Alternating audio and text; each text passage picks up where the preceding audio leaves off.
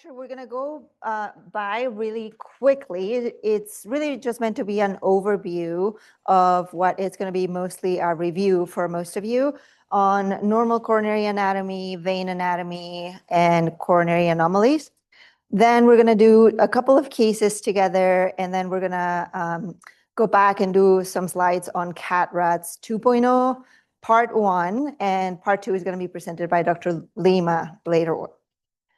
All right, so we're going to discuss normal anatomy of the coronaries, the main vascular territories, which is going to be important when you're reporting and communicating with your referring clinicians, and then a brief overview on coronary anomalies.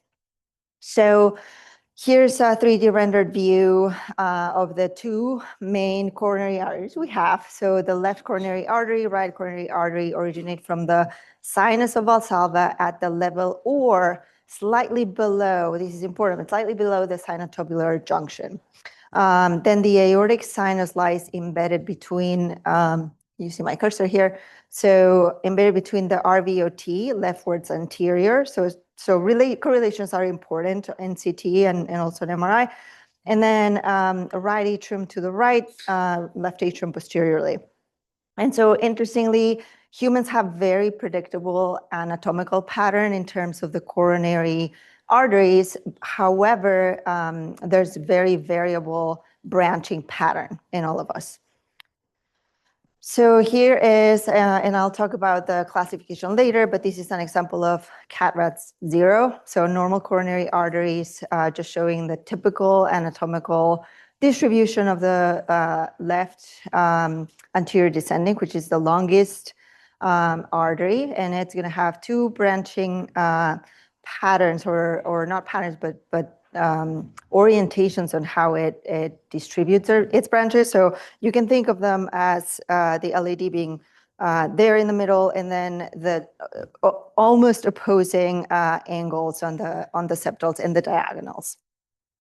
The circumflex and the RCA, you can think of them are going to run almost in a perpendicular plane when you're thinking about the 3D anatomy to the LAD. So kind of like the arms and going in the AV grooves, the right and the left.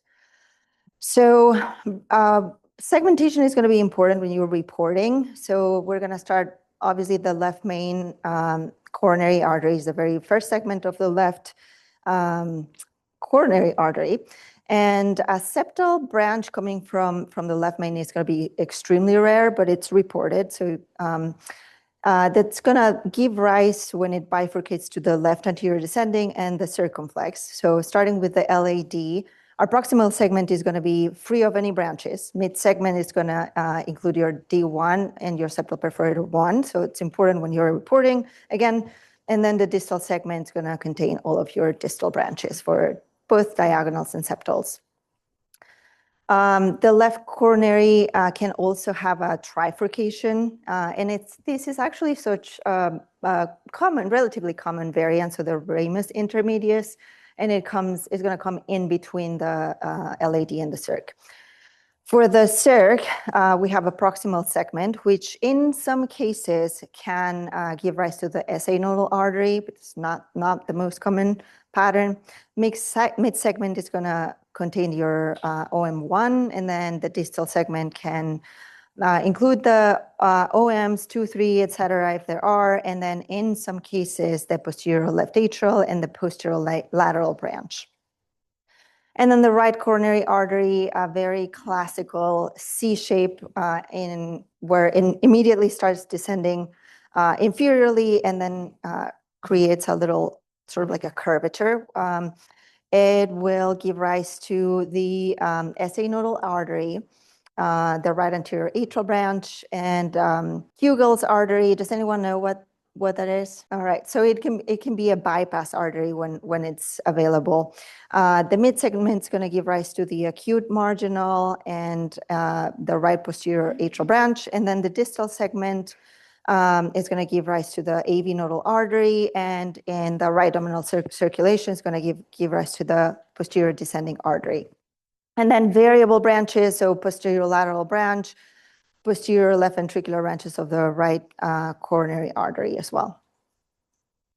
And so, again, this is just an overview for review for everyone. Right domination is the most common, and that's when here in the picture in the bottom in the red, the right coronary circulation gives rise to the PDA. That's most common, 80 to 85%. Least common is a co-dominant circulation where the PDA receives circulation from the left coronaries and the right coronaries, and then the left dominant where the PDA arises from the circumflex is the intermediate.